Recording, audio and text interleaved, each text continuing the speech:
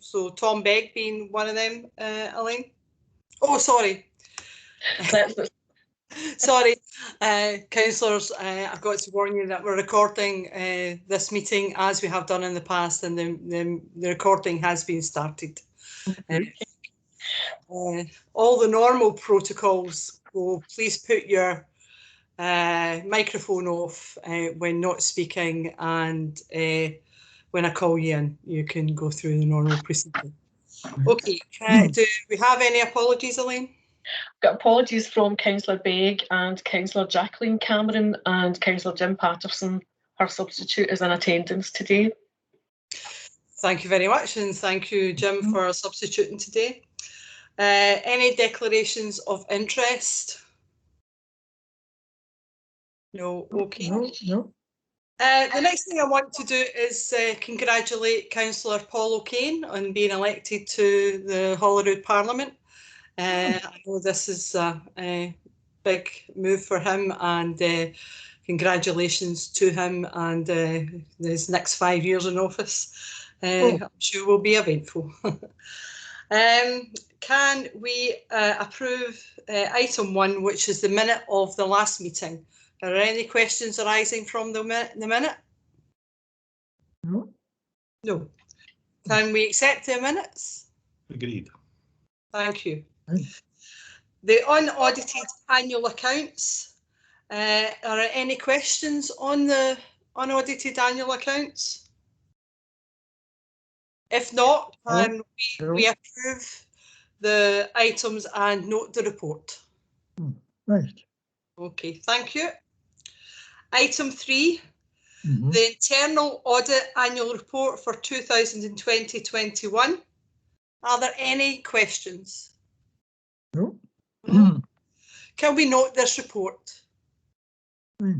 Okay, thank you.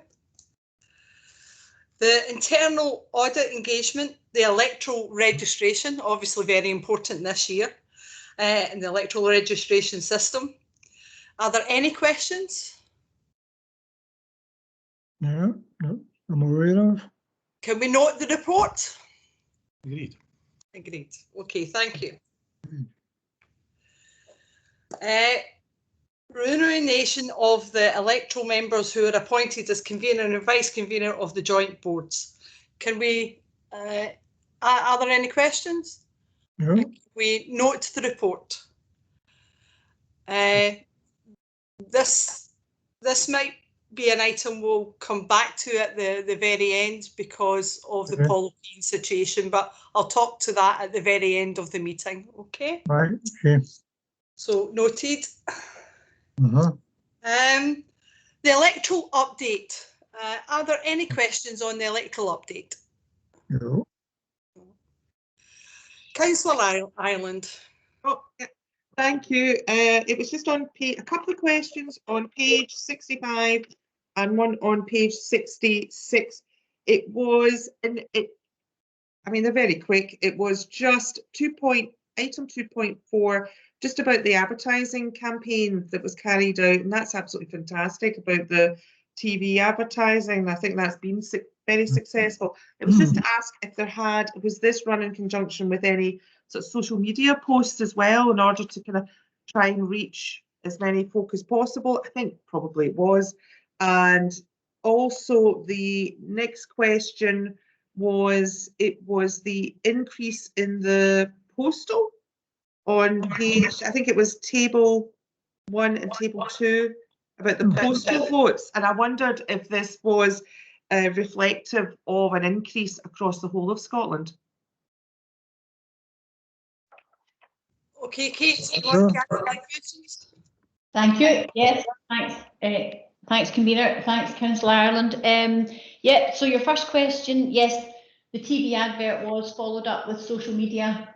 I need to say, Renfrewshire Valuation Joint Board, much as it's very close to my heart, doesn't have a huge Twitter following, but I don't know why, because it's so dynamic.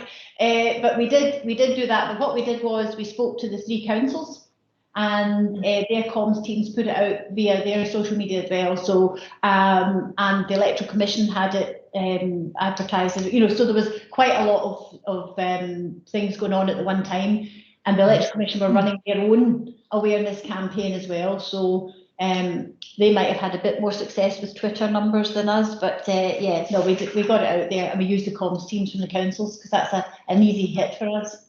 Thank you. So that was that. As far as table one's concerned, we are probably sitting slightly above average, I would say, for Scotland, but we're there or thereabouts. We did see, as you can see from the parliamentary one in 2019, as I said, we need to be careful because the franchise is different for both elections, so it's not the same electorate that you're capturing. But as a rule of thumb, I was trying to just give you an idea of the difference. And we're sitting up there on average now at 24.71. So yeah, it was quite a hike. I think you'll see Eastwood was extremely high, nearly at 30% on postal now.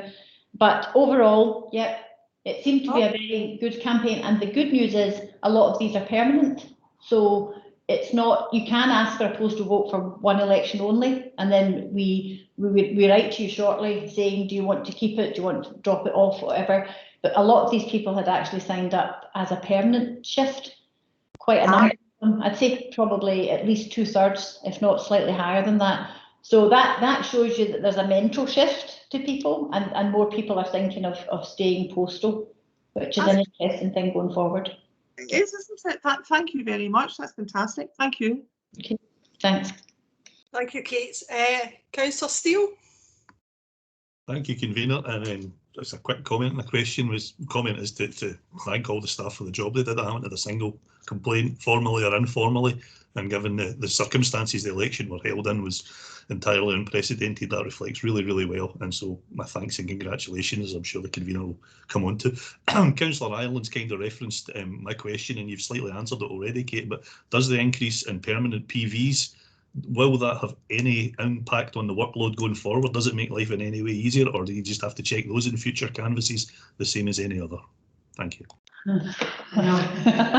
Well, yes, no, I think we're just about to launch into the canvas actually. Thanks, Councillor Steele. It does make life easier if they're permanent, because at least we know about them and we've got their postal vote statement, so we've got their signature, we've captured all the identifiers, so we can get them to the RO quite easily. So it does make life, so that's about a quarter of our electorate now kind of almost attended to in that respect. But of course, they have the right to change their mind at any point. So whilst I take some comfort that we know that they are sorted, they can choose to change that at any point, so there's nothing to stop them swinging back. But I don't think we will, and I think going forward it's a good thing for us to have that number signed up to the PV, hopefully, and hopefully it will grow from there too. Thank you. Kate. Mark Conaghan, I noticed you wanted in.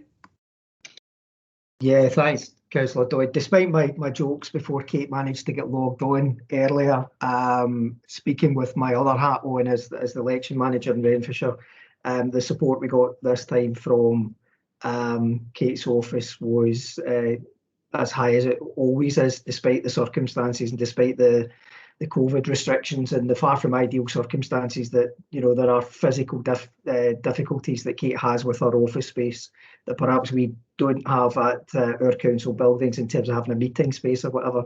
So there were various steps that we had to put in relation to emergency proxies and that kind of thing, and it all worked really, really well. So I was very appreciative of the support we got. Just on the comms point, certainly speaking for Renfrewshire, any time we put comms out, we always try and include Kate's side, because often the messages you're trying to deliver on behalf of the RO are more related to the ERO and registration and postal vote numbers. So we always try and make it a joint process. I'm fairly sure East Wren and Inverclyde do the same thing as well. I'm not saying that our council's got a huge amount of Twitter followers, but it's probably slightly more than the VJB. Thank you for that, Mark. Councillor Graham. Was that Graham Brooks? Thanks very much. Yeah, if I could just ask a question referring to 6.1 ongoing projects. 6.1 refers to Westminster accessibility groups. I just wonder what that Westminster, is that Westminster City Council? What is that referring to? Hi, sorry, yeah, sorry, it's the UK parliamentary, for any Westminster elections, any UK PGEs that are being held. The Cabinet Office has set up a working group to look at accessibility across the UK. So I'm on that working group, and I'm also on the one for the Scottish Government one. So both accessibility groups, both looking at general issues for encouraging participation. Convener, can I suggest then maybe to save confusion that if we're referring to the Scottish Government, it would be equal to refer to the UK Government? Point noted. Noted. Thank you, Councillor Brooks. Councillor Sharkey.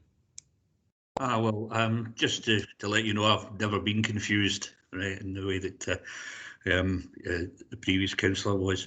The thing that I was concerned about, though, I can see why administratively it's a boon to officials, the increase in the number of postal votes. But would you agree with me that there's a concomitant risk with that? Is one of the things about the election system in the UK is that we are remarkably and world-beatingly free of false voting and cheating in the voting system. Will an increase in the number of postal votes make it harder for us to detect any of this, just from the point of view of the volume that we're now getting? When we have a small proportion of postal votes, any cheating there stands out very, very quickly. And what is the risk if we get significantly greater numbers of postal ballots that it makes it easier for those intent in defrauding the ballot? Okay, Kate. Thank you. Thanks, thanks, Councillor Sharkey. Yeah, the checks and balances that we have done for the smaller numbers, as you said before, for postal voting are still very much in the system. And what we have now is just the same. So, but it's just obviously on a bigger scale. But should we notice, for instance, that one household is suddenly asking for 10 postal votes and it's a one-bedroom flat, that these kind of checks and balances are in the system, so these would be flagged up. That's the beauty of the electoral registration officer also being the assessor who deals with council tax. So we know the size of houses that we're looking at. So if anything comes up suspiciously, we can check our records to make sure that that there's it's a one-bed flat, therefore there shouldn't be 10 people registered there, that kind of thing. So those checks and balances are very much there, and they are in, and they would still be there. Even although the numbers are higher, everything has to go through that series of checks and balances. And I think Mark's got his hand up. The Arrow has a similar set of checks and balances at their end too. Thank you. Yeah, if I can, convener, that was what I was going to say. There's obviously two aspects to the postal vote security. So the first side is the side that Kate's talking about, which is the actual granting of the postal vote in the first place.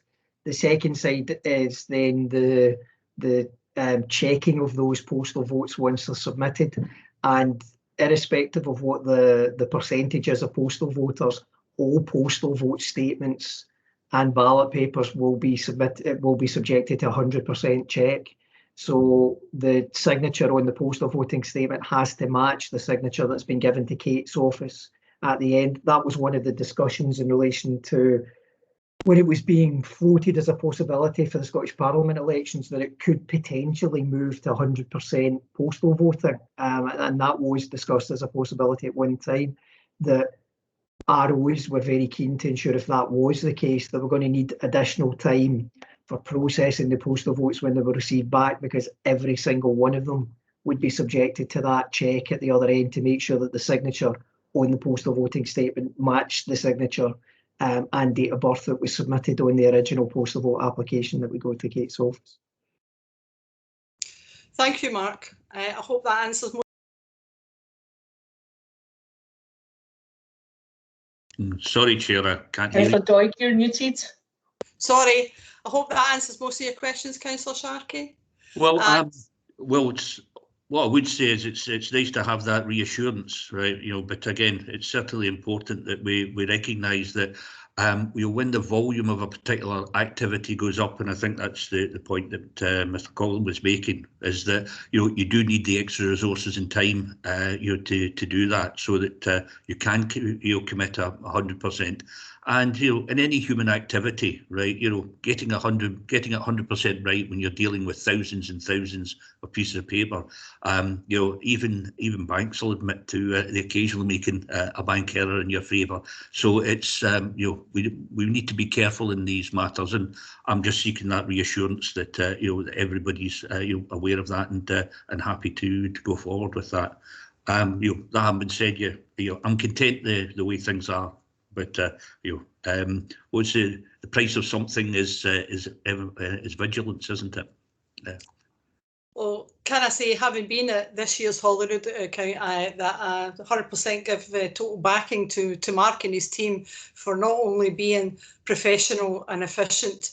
I could see everything was opened and very clearly accessible for everybody to see, and there was nothing basically done that I don't think was 100% the right thing to do, Mark. So congratulations to you and your team for the recent Holyrood election, and Kate, to you and your team again for the registration and the on-day help with the proxies, etc. is much appreciated, and please pass to both teams the heartfelt thanks of all the councillors in this area for the great work that you've done just recently, and again will do in the future.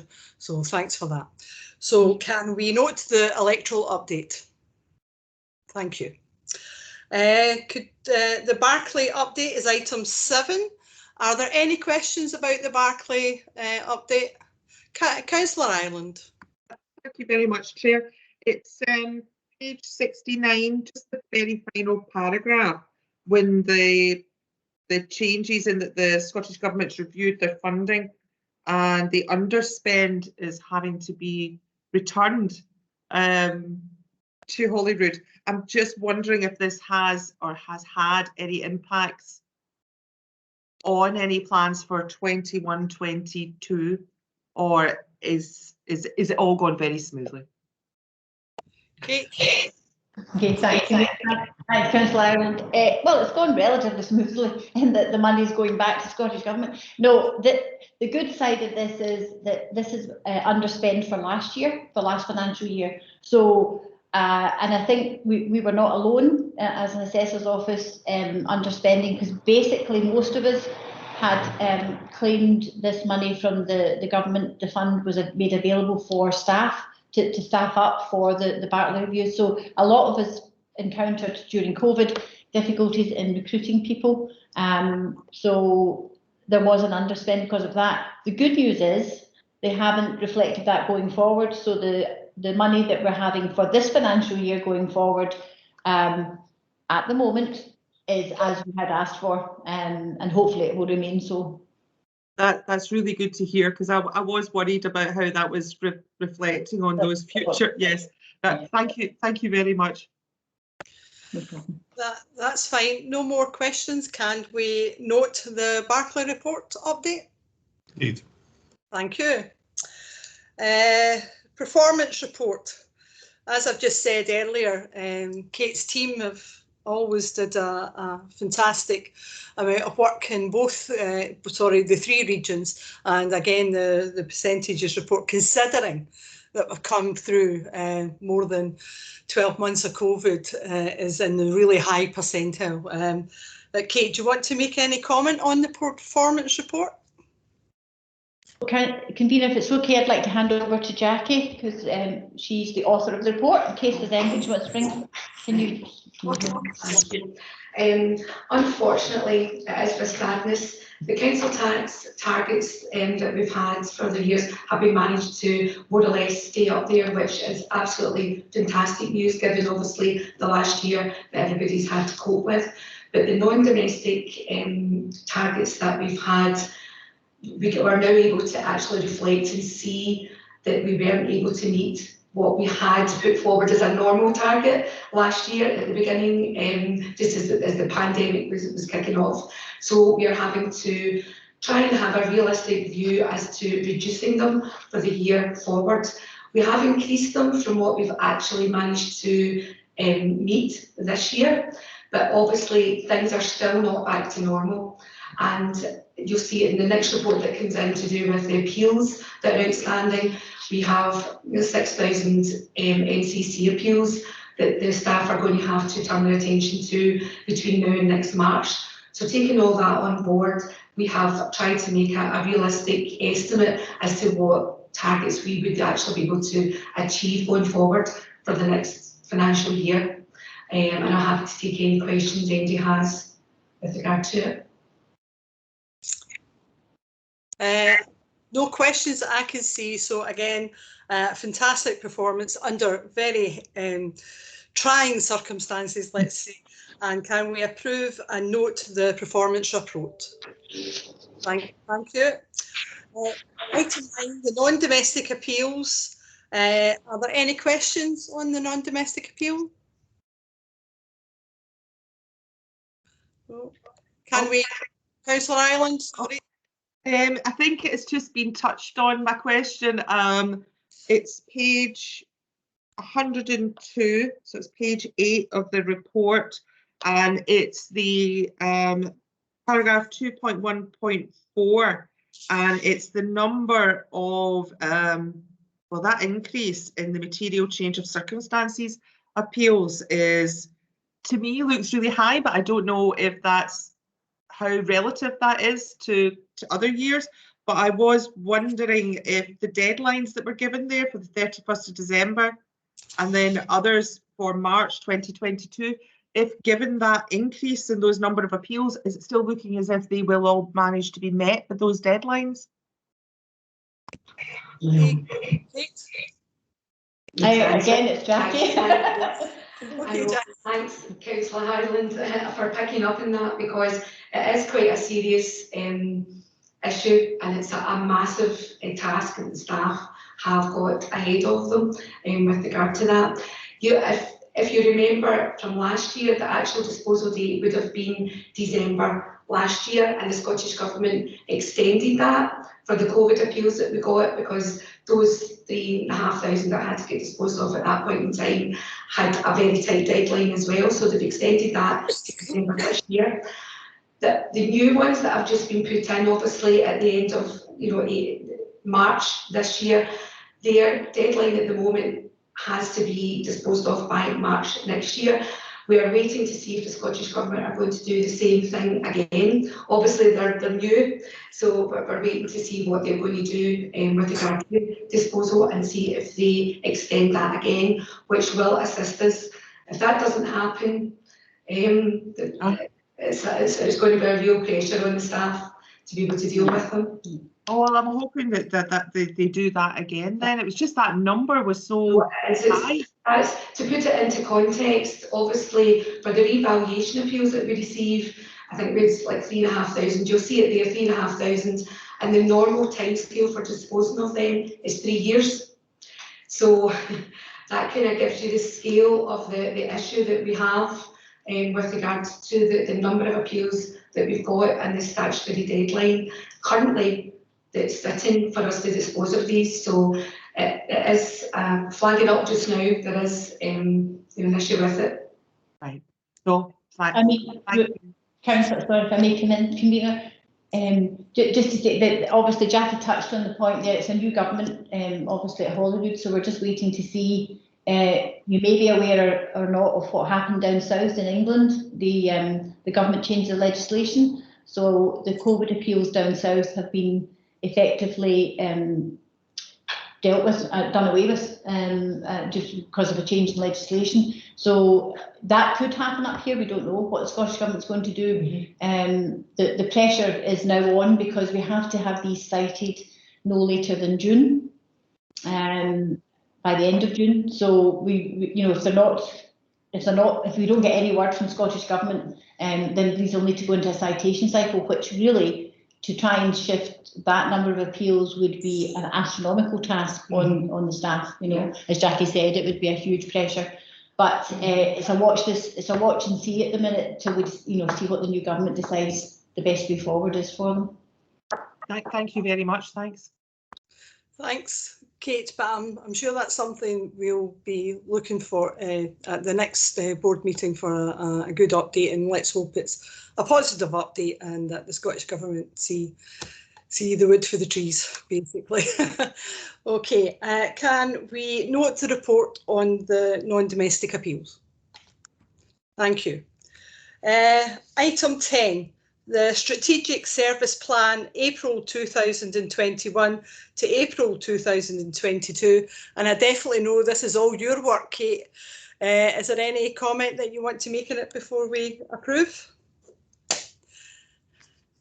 Really, just to say this is the vision going forward with the challenges and workloads that we see, or that we can see. Without the crystal ball would be useful, but unfortunately I don't have that. So yeah, this is really to give us a direction for the board for the next 3 years. And then Lindsay normally does the annual updates in these as well. So these are updated constantly. Although this is the big 3-year plan, we update them every year as well, just so that you can see if we've made the targets and that our predictions are correct, etc.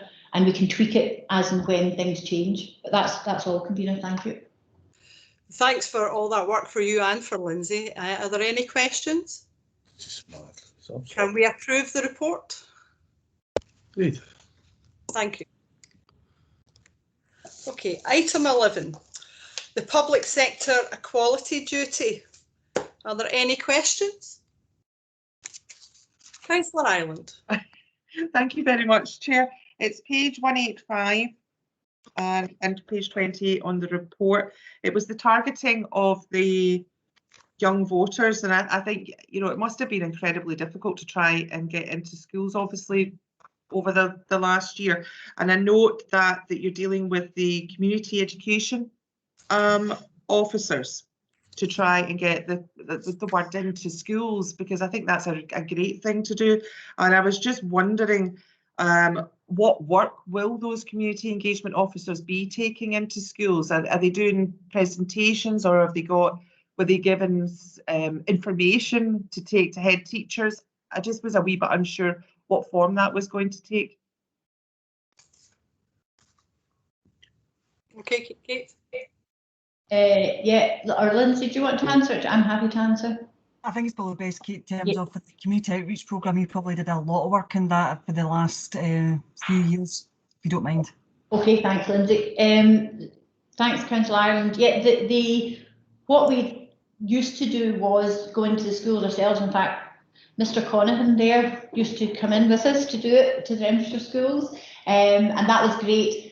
But that was extremely time consuming, and we didn't always have the staff. So you're quite right. We have tried to move to training of the community education officers. But I need to say the Association of Directors of Education have also come up with a plan and basically a curriculum that's gone out to schools and to all head teachers to say that it should be more embraced in the schools as part of day-to-day curriculum rather than as a special event. Obviously with COVID, that's maybe not been as well to be, you know, pupils weren't there. Whether they could have done it online, I'm not sure, but certainly what I hope to do if we come out of this side of things is just check with all our community education officers that they're refreshed on the new franchises that are available, you know, for nationals, etc. And just have a refresh around all the schools if they're willing to participate. I'm happy to act as the hub and provide training to the education officers if that's what they so wish. But this will depend on how the schools, some of the schools may well have embraced it into their actual curriculum and therefore they won't need this. But any schools who are struggling, we're happy to support going forward if we can, especially for next year's elections as well, because again, there'll be another fresh batch of young 16-year-olds. That's fantastic. Thank you very much for that. Thank you. So can we approve the plan? Thank you. Thank you very much.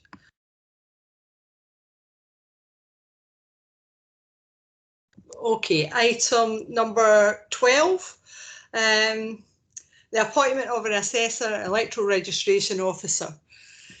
Kate Crawford has been with this organisation for more years than we care to remember, but she's moving on to her most important role as granny to the family.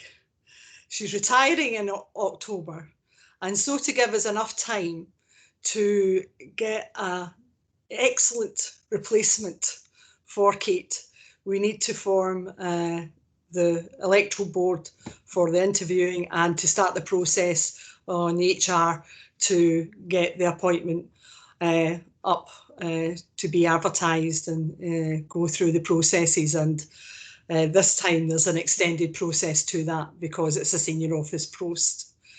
So normally in the past what has happened is that we form a board, and that board is made up of 8 members.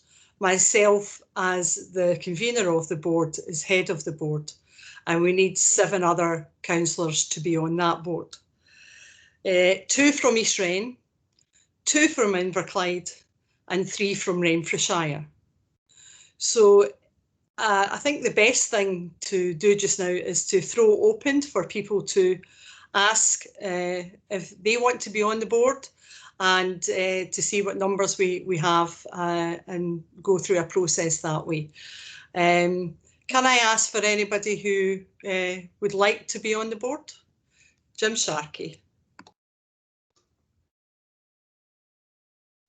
Councillor Sharkey.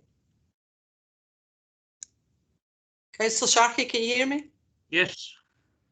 Do you wish to be on the board? Yes, that's why I put my hand up, yes. Yes, okay. Okay. Councillor Ireland, do you wish to be on the board? Yeah. Thank you. Councillor John McIntyre, do you wish to be on the board? Yeah, I'd be happy to put my name forward. Okay. Councillor Convery, do you wish to be on the board? Yes, please. Okay. Anyone else? Anybody from Inverclyde? Andy Steele, do you wish to be on the board? Please, convener. Okay. Anybody from Inverclyde? I believe we've got 2 councillors absent, so I think there's only 2 here. So I'm happy to nominate the 2 in their absence.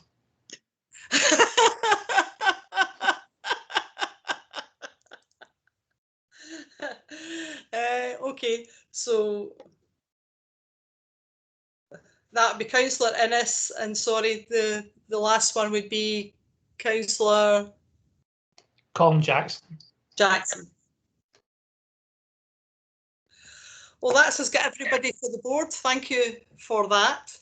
And we've still got another meeting before Kate leaves, so we'll leave all the congratulatory and thanks to that meeting.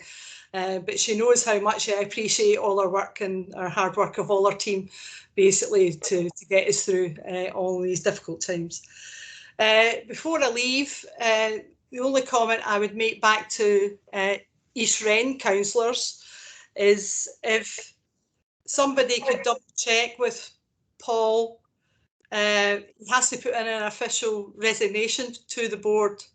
And also that it's quite important because I really do need a deputy, and that'll have to be an appointed position. So and it's usually somebody from either East Wren or Inverclyde that goes into that position, so that we have to think on that. So can the councillors from both areas think about who they would like to go into the deputy position?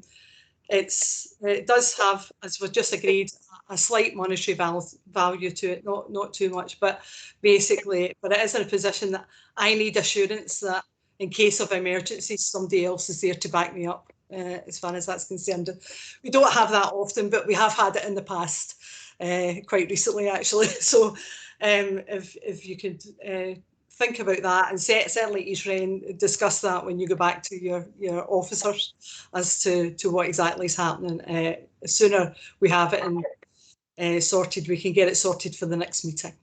Okay, so that brings us to the last item, which is the date of the next meeting, which is at 2 o'clock on the 17th of September 2021. Thank you all for attending. Convener, can I just confirm? Sorry. Sorry? Can I just confirm, is that meeting in person or by WebEx, or sorry, in Teams? Well, it might be by both. We don't know. We're looking to maybe run trials in August, I believe. I don't have much more update on that. I haven't been told any difference, but I would like it to be back in person. But we'll wait and see how that goes. But you'll certainly be notified well in advance as to which way it's going to be done. Okay. Councillor Sharkey? You're mute, Councillor Sharkey. Thanks for that. Sorry, if we are meeting, face to face, and in view of the fact it will be Kate's last meeting, I hope at least we'll put the good biscuits out. Okay, thank you for that, and thanks for everybody attending. Thank you. Thanks.